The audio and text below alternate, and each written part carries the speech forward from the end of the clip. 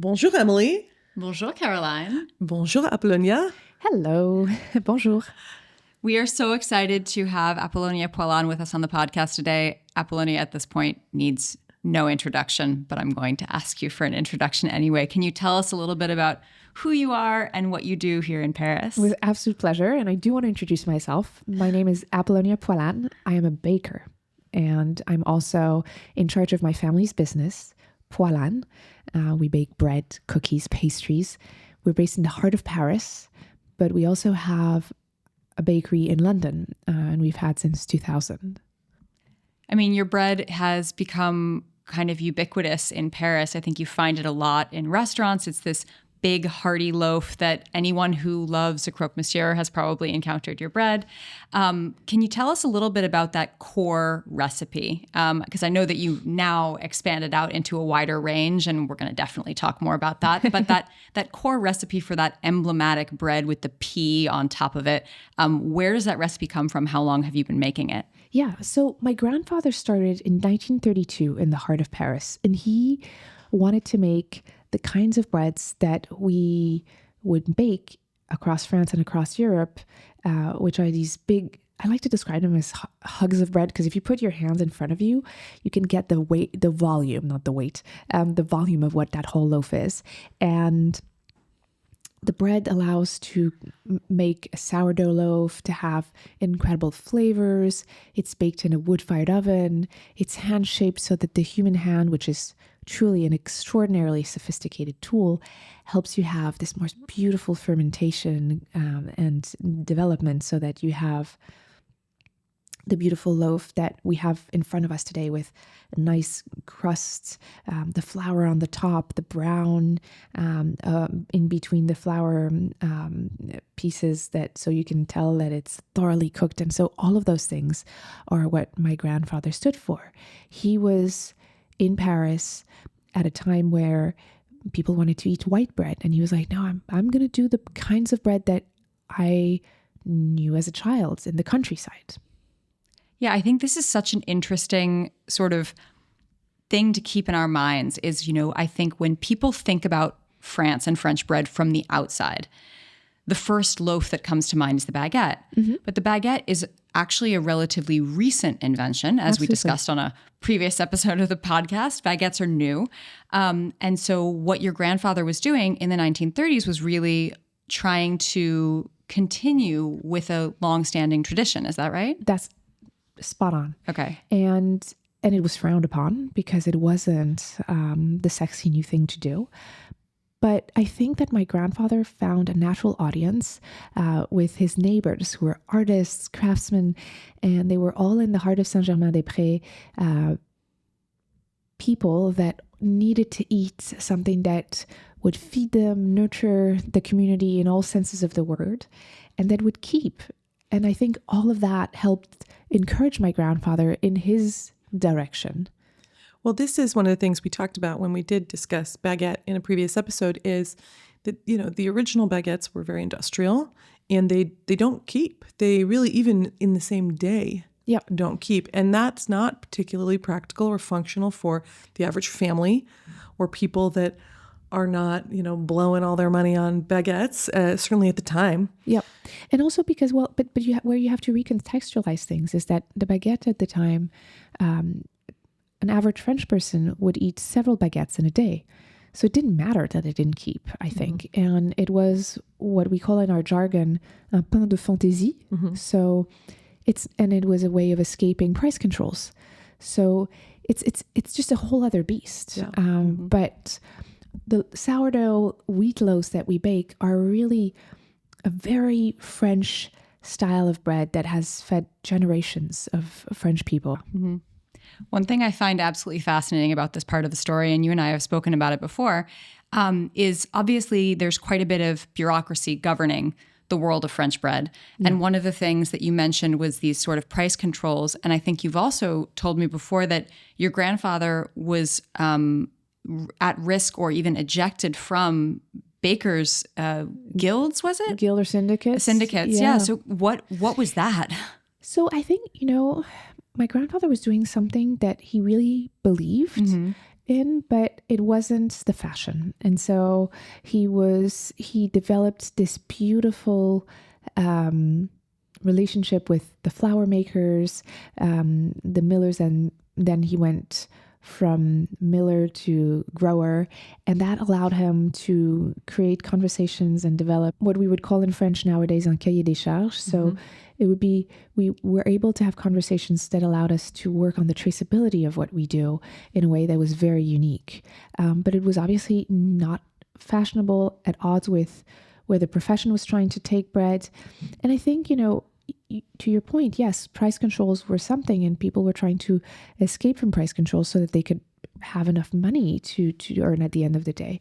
And so I think that my grandfather standing up and saying like, no, I actually think this is the kind of bread that's more relevant, was a testament as to his stubbornness, but also his convictions that this was something that would feed you. I'm saying someone, but truly a loaf of bread is it's alive. It's alive. Yeah.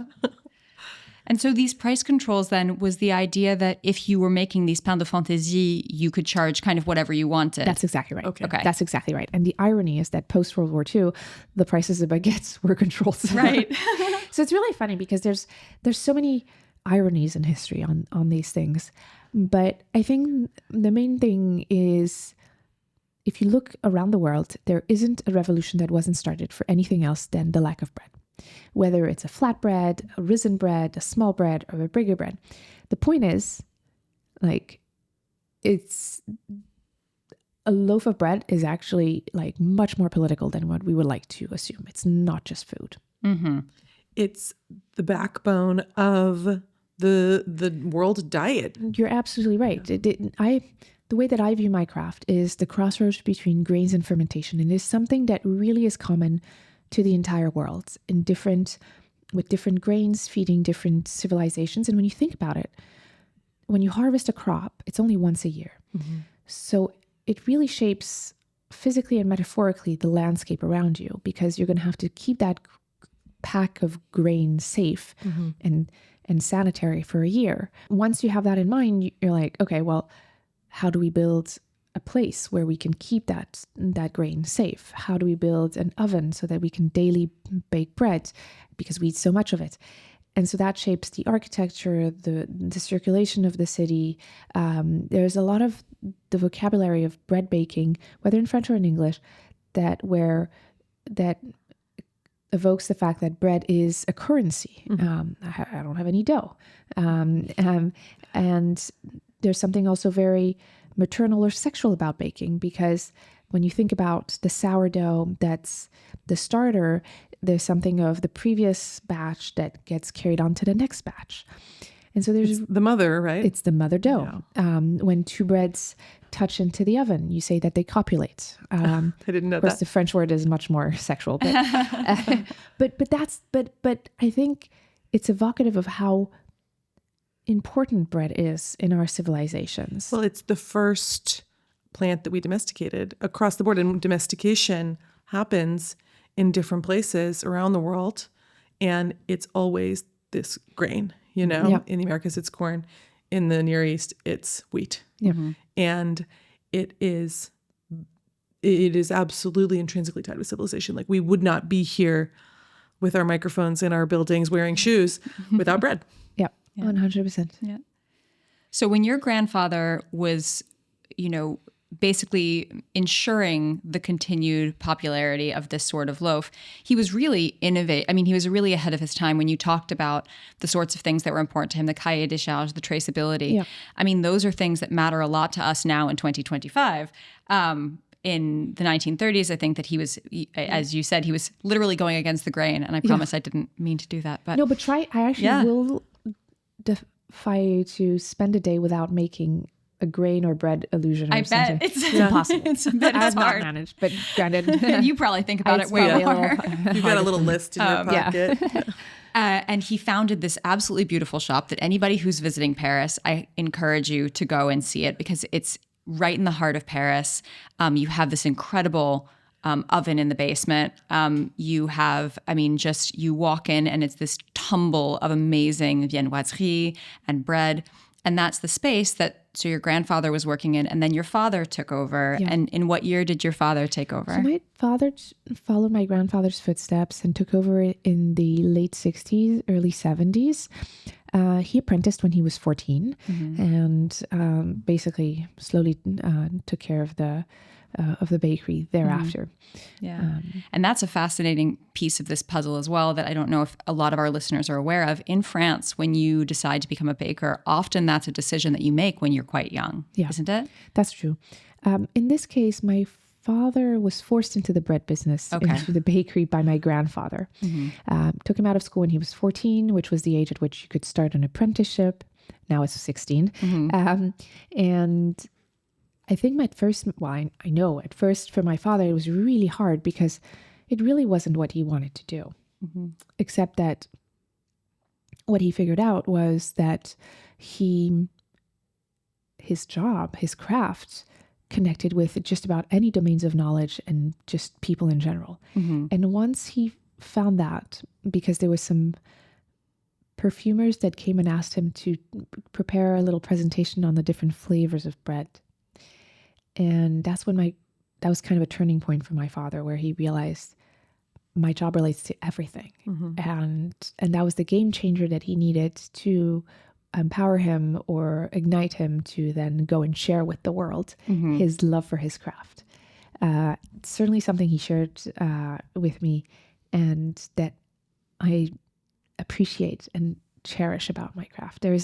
Bread doesn't leave people indifferent, and it's a beautiful and delicious thing. Yeah.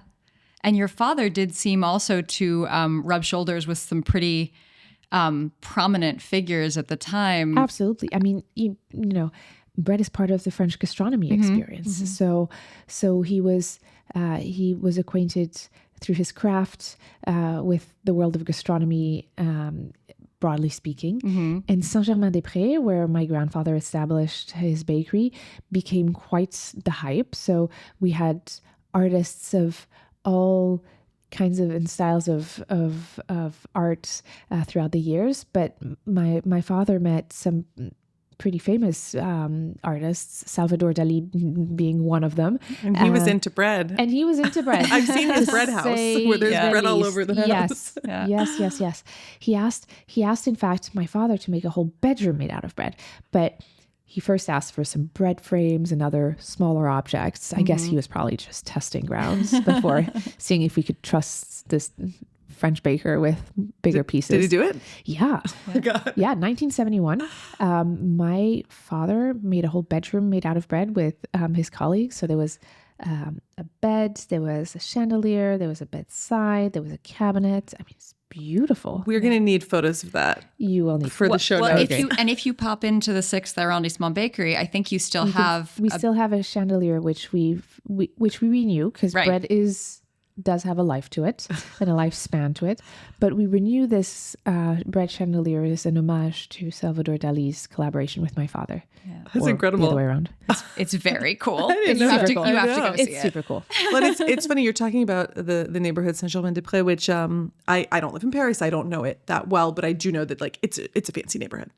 This is like it's a bougie neighborhood. It's a beautiful neighborhood, but it's interesting that at the time it was artists. It was more normal. It's a beautiful neighborhood that was formerly the terrain of convents and monasteries. Interesting. And you're right. The area has gentrified, but it does have at the heart of it quite a fierce spirit and personality to it. I think if you are coming to visit Paris and you don't know where to stay, this is a very good neighborhood to be in because it's beautiful and it's very central, but it does have this neighborhood personality too.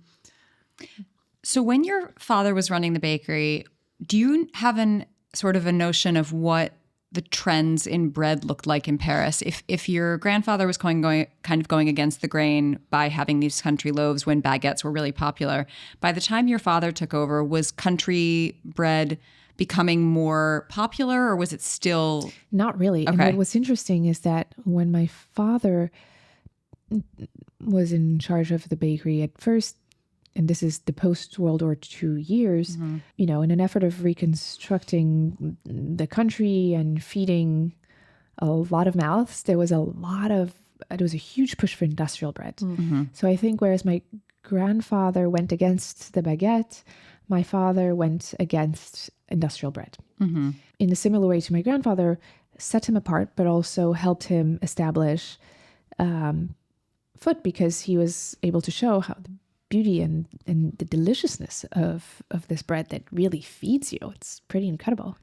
Is this also kind of coinciding with the time of the like nouvelle cuisine and these fancy French chefs who I imagine are not looking for industrial bread? That's true.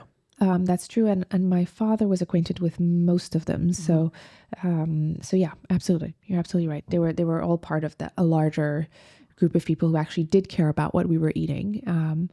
But you do have to appreciate that at the time, like there really were so many more, there had been so much destruction and there was so many mouths to feed. Like France until I think it was 1948, we had rationing tickets. This is a few years after World War II ended. So I think, like, of course we can frown on it nowadays, but I think we have to recontextualize and be a little more indulgent of what was really at stake at the time. Yeah, I mean, I think that when you look at the history of sort of food trends, as it were, you always see a pendulum swing from like innovation back to tradition. And staying true to what you've done, regardless of what the trends were doing, seems to be what kind of defines the Poilâne family. 100%. Yeah. But I would say also at Poilâne, our tradition is taking the best of past techniques and contemporary techniques. And it's the sourdough that we bake. So it's a piece of dough from the previous batch, which we keep on the side and that serves as a starter for the following batch, is quite representative of that best of the past and best of the present, feeding the future. And so I think you look at this loaf and there are a lot of elements of the past. In fact, there's, symbolically speaking, a little bit of 1932 in it. So you've never lost the starter. Exactly. But it's also a very contemporary loaf that will feed you today. And that means that and the promise is that there is a tomorrow. So I think that's what for me creates a lot of the beauty of what this unassuming loaf is about. Absolutely. And at what point did you expand past that original Saint-Germain shop to have your additional bakeries? My father had a store in the 15th, Boulevard de Grenelle. And so when I took over in 2002, after my parents' accidental passing, we had 2 stores. I opened 3 more on the right bank. The premise was trying to serve the different communities that might have enjoyed our loaves of bread. That's how I opened my store in the Marais. Then I opened a store in the 19th near Butte Chaumont, mainly because one of my fellow bakers was selling her bakery. And she had a wood-fired oven, which is rather rare. We use wood-fired ovens. We hand shape. We use sourdough as a technique, and I did not want to see that bakery close because I knew that no one would care about that wood-fired oven the way she did and the way that I cared.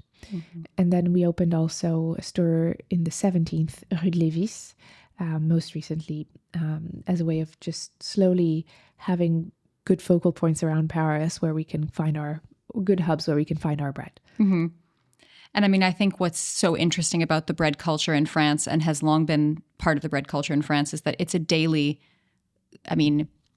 luxury to be able to gain access. And when I grew up in New York City, and when I go back to New York and my mom says, "Oh, can you go out and get a baguette for us?" Well, first of all, I have to grab $10. And secondly, I have to walk 20 blocks. In Paris, there's a bakery at every street corner. There is a bakery. And then hopefully you have a quality bakery. And so you expanding past your original shop means that this bread becomes something that people can indulge in every single day. Rather than having to cross the city to come to the Saint-Germain. But what I was going to say also is at the same time, our bread is a loaf that keeps. So you can come once a week. And so we do have people who come in just once a week, get their loaf, and it lasts them until the following week.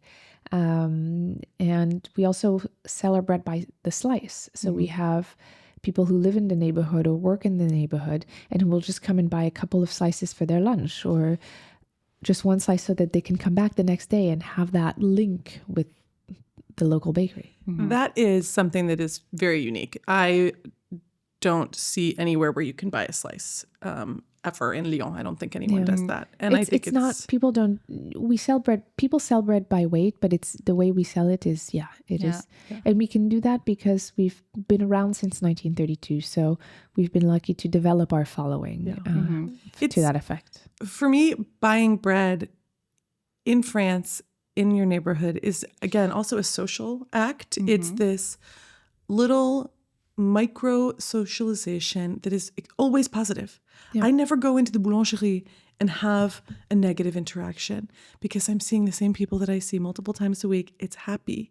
And so I get this beautiful thing, but I also get to connect with my community, and I get to have what is essentially very low stakes, positive social interaction. And I think especially Americans, because we are always in our cars, because we don't shop this way, we actually lose a lot of our a lot of the beauty of daily socialization, which is not a 3-hour conversation with your best friend where you're both crying and sharing the worst thing that ever happened to you.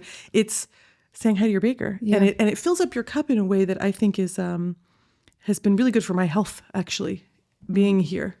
And it's something that I wish we understood better in the States. But I think in the U.S. we have a different form of bakeries in our neighborhood coffee shops. Yeah.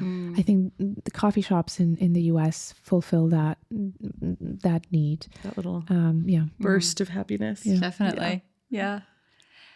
So one thing that we've been witnessing in Paris recently, and I think you're uniquely positioned to sort of comment on this because you have that family history of nearly 100 years of watching as different trends in bread sort of evolve and change, is in the past, oh goodness, you'll probably situate it better than I will, but I would say maybe in the past 10 years, maybe 15 years, this idea of sourdough and pain à la coupe and buying your bread by weight rather than buying baguettes has started to become more popular in Paris. So when would you situate that kind of rise happening? And do you have an idea of why we started going back to this idea of sourdough? So I'm going to speak in broad terms. So hopefully I won't upset too many people. It's okay. But after the trend of the baguette and people, and baguette becoming a little bit of a staple in French bakeries, I think that I'd say about 25 years ago, around 2000, people started shifting. We've been eating less and less bread over the years because our diets have diversified. But as a result, it slowly brought people's attention to what is the kind of bread they want to eat. And so that's brought people on to breads like ours that have the sourdough, which pre-digests a lot of the proteins that are contained in the loaves.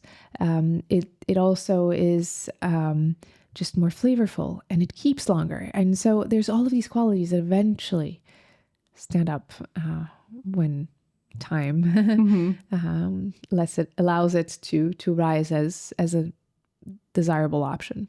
Yeah. And so now we do see sourdoughs. I don't know that we always are going to see a sourdough with an as old a mother as you have. That's true. And there are different kinds of sourdoughs. So first thing, and I would say for an Anglo-Saxon audience, I think it's important to bear in mind that sourdough is sometimes used as a category, whereas it's really a technique. And it's important to have in mind that it is a technique so that you can understand why there's different realities. When someone says, oh, I bake sourdough bread, great. Now, how is your sourdough made? Is it a liquid sourdough or is it a hard sourdough? What did you put in your sourdough? How long have you been maintaining your sourdough for? What are its flavors? Sourdough as a technique can actually represent so many different realities that I think it's worthwhile using that as a conversation starter to scratch the surface of what's in your loaf. A starter. I know. Yeah. There was also rising up. It never ends. So tell us about your sourdough then. So our sourdough is a piece of dough from one batch, which we over ferment to bring it to become a sour dough. And I think the words in English are just beautiful for that. Le vin in French is pretty poor of of that information. And And so we carried on to the following batch. And then on the following batch, we add, for this big miche, we use wheat flour, salt, water. We mix it. And then we transfer most of the dough into the bread box, in which we let the dough rise the first time. But we keep a piece aside, and that we work with so as to become the sourdough of the following batch. Okay. And so that's how we've created that continuum. So for me, when you have a loaf of my bread in your hands, you are participating as a consumer in that value chain that started in the field up to 3 years prior, where the grower will select the grain they want to have, then multiply it, then harvest the volume that they need for the year's harvest, and so on and so forth. Yeah.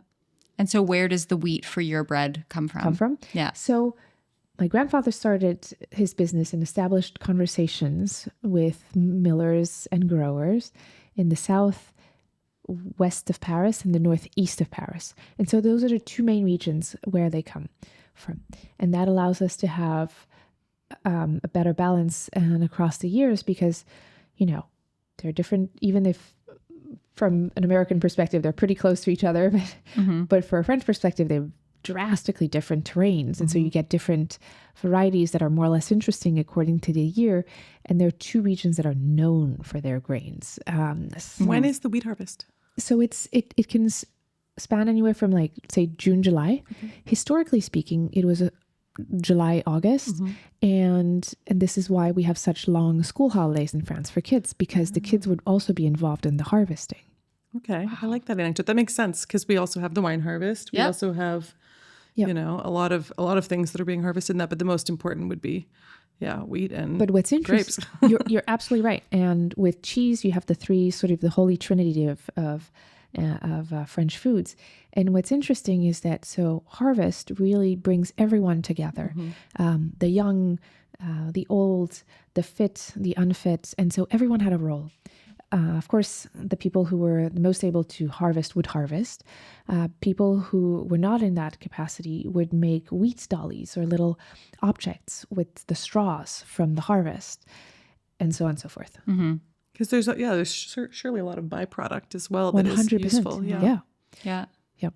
I spoke with a woman. I was writing an article about an article where Apollonia is quoted about how World War II changed the way that French people eat. And this woman was telling me, she was 7 when the war ended, that she remembered when the wheat combine harvester would come to town, and you'd get the little grain that had this very, like, sort of chewy texture, and they would use it to make their own chewing gum, because the American soldiers had brought chewing gum over, and they would chew on that, soak it in mint syrup, and chew on this wheat grains. There's loads of byproducts that people would take advantage of. My father, who was born in 1945, also had that, shared that little trick. Yeah.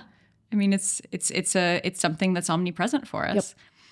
So this massive hug of a bread, I'm never going to forget that, because that's exactly how big it is around, has been sitting here on this table staring at us, and also just wafting this incredible aroma towards us. I mean, I'm just smelling like that sort of toasty wheat sourdough aroma.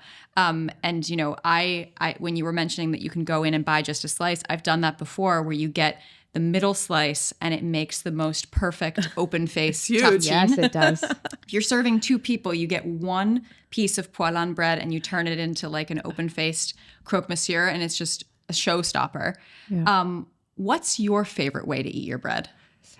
Very simply, just with bread and butter. And I love salted butter. So yes, that would be my... But something that I love to do is to accommodate my bread from the first cut to the last crumb in different ways, and trying to be creative about it. Because, of course, if you take this one loaf and you eat it over the course of a week, well, it'll be a little drier over the course of the first few days. And so it lends itself to different uses, whether you make croutons, breadcrumb with it at the end, whether you make just a beautiful slice of fresh bread in the beginning, where you just slather some salted butter, of course, put a little bit of cheese, and then maybe toast it. And I would just give this trick of, I love to share this tip that my father used to endlessly share, which is to put 2 slices of my bread in the toaster so that it only toasts one side.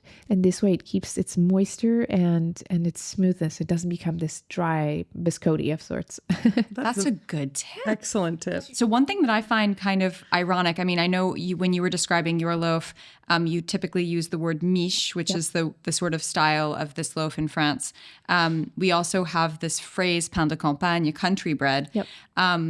And what's interesting is that right now in France, loaves like yours are actually more present in cities than they are in the countryside. And isn't that ironic? Yeah. So do you think that the countryside is a little late as compared to? No, I think it's just a lot. We eat less bread to start with.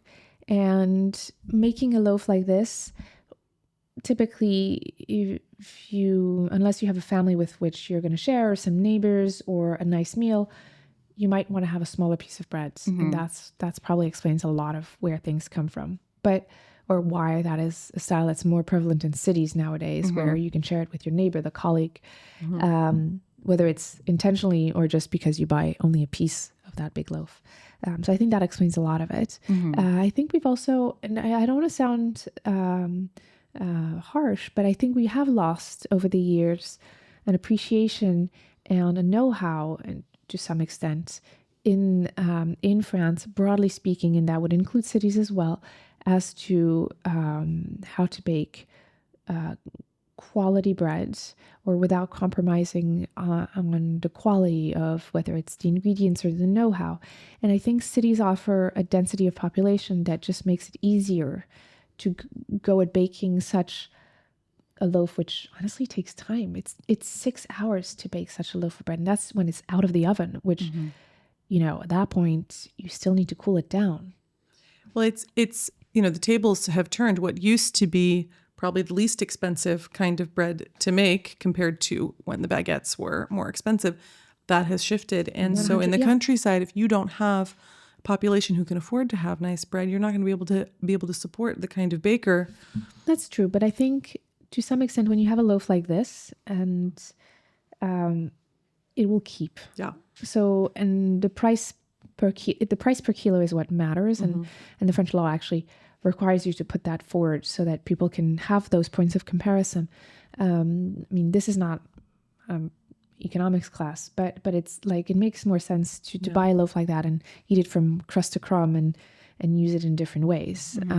But do the village bakeries and the village bakers have the resources and the time and the manpower to do it? That is a really good question.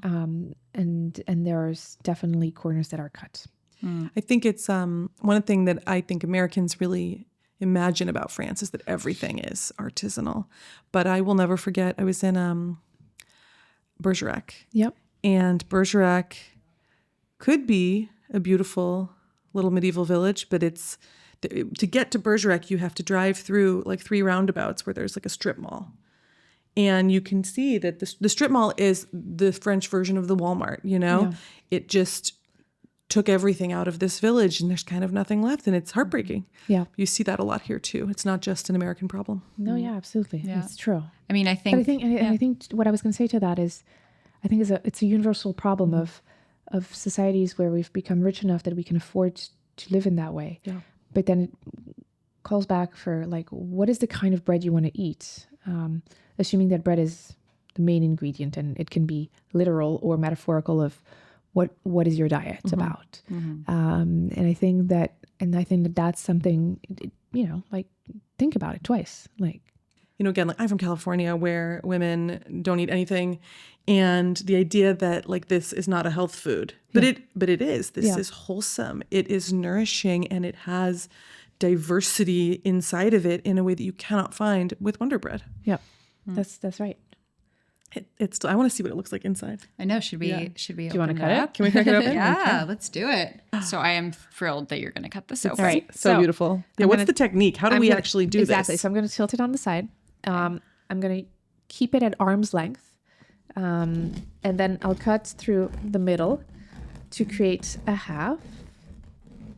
And when you really keep your arms straight, then you have a really beautiful cut. Thank you for Anchor it. No worries. for helping me out. Yips. And then I'm just gonna. Oh my gosh, it's so beautiful. So, Gorgeous. Look at this. Isn't that beautiful? Smell it. Yeah. Give it a sniff.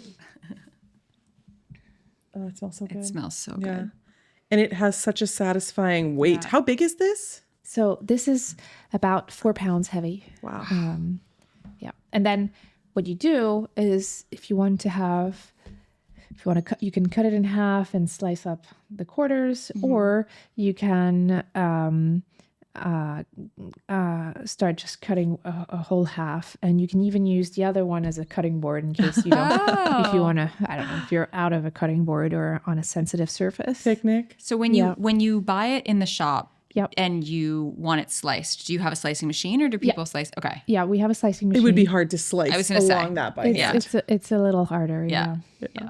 So when you're at home, you can slice your own Exactly. slices. Honestly, the best thing to do is buy as big of a piece of bread as possible so that there's less air that dries out the crumb. Okay. Yeah. Yeah, we don't eat a lot of bread at home because my husband doesn't really eat a lot of it. And so when I do buy bread, it's something It like has to this. be good, It's yeah. a country bread, and I buy, a big chunk that I can, but I'll eat it for a few days. And I think that that's something that many people have forgotten you can do. And when you think about, I mean, again, to your point, Caroline, about Americans not wanting to eat, American women specifically, not wanting to eat bread. Well, I think the bread they don't want to start their day with is a sort of bleached flour white bread that doesn't have a lot of nourishment It's in not it. good. 100. If you That's eat very true. a slice of this in the morning, It will fuel you for that Yeah. morning, and just a little more at one end of the spectrum. When in French you say the verb to thicken a soup is mitonner, or one of the verbs is mitonner, which literally means taking breadcrumb and thickening it. Whereas nowadays we use cornstarch. Right. Okay. Yeah. Yeah. I mean, that was another thing when you were speaking about all of the different ways that you can eat this literally from Yep. crust to crumb. I love the way it seems so natural in France to say, okay, here's the fresh bread that we've had. Now it's the next day we're going to have it as toast. Now it's the next day we're going to make croutons, or we're going to make breadcrumbs, or we're going to make pain perdu, French toast, lost bread, literally Lost in bread French. in French and French toast. Yeah, for the Anglo-Saxons. So I mean, there's so many ways to enjoy it. Yes. Yeah. Yeah. And one thing, just back to the Californian women, that I've heard over and over and over again from Americans is, I can't eat bread in the States, but I can eat it in France. Yeah, I've heard that too. But I think, look, I would encourage these people just to look a little out there. They're beautiful bakers. The same way that in the US we've had the bean to bar movement in chocolate, there really has been a rise of incredible bakers. I'm a member of the Bread Bakers Guild of America, and I see the love and passion, whether it's a cottage baker or a larger production bakery. There are people out there that do beautiful bread. That's for sure. No, I did move back to San Francisco for a couple of years, and there is very good bread in San Francisco. That is for sure. Yeah. Yeah. Oh, let's say you're listening, you don't have access to Paris immediately. Yes. You can make your own bread at home. That's and true. you have books. You also have a masterclass. Masterclass, yeah. And we ship our bread as well. Okay. You ship your bread to We ship Wisconsin? We do. Oh my goodness. All right. Fishwives in Wisconsin. You can get your hands on some Poilâne. Do you ship it frozen or fresh? No, we ship it fresh. Okay. And then you can freeze it at home. Okay. So that you can keep it. And yeah. Amazing. That's incredible. Great. That's amazing. Wow. Oh, I mean, that's game changing. Okay, I mean, so you don't have to seriously. learn how to make bread, but No. if you want to, No, you should do all of the above. Yeah. all of the above. I tried to make bread during the pandemic, like everyone, but gave up pretty quickly because bread was still available here. But it is one of those things that I think you have to persevere with at the beginning, because you have to learn from your hands what feels right. And like you say, our hands are the most powerful tool. And so when you're starting out with bread, if you don't get it right immediately, you got to keep going, and you got to keep trying, and you got to keep until your hands know what feels right. And I think that that's something that people kind of get a little freaked out by. Yeah, I think so. But at the same time, it's something that people long for, especially as it's an easy way of being in touch with something that is super simple and that brings us back to our humanity in all senses of the word. It feels good. And for any like craft girlies, it feels good. You're making something. It's soft and wonderful, and it smells good, and then you have this beautiful thing that you get to enjoy and share. Yep. Yeah. Amazing. Thank you so much for being with us. Thank you. Thank you for hosting me. Thank you for sharing all of this wealth of knowledge and tradition. I don't think I'm ever going to look at a piece of bread the same way. We're going to eat all of this. Yes, we are. This has been The Real Fishwives of Paris. Apollonia Poilâne, thank you so much for joining us today. Thank you.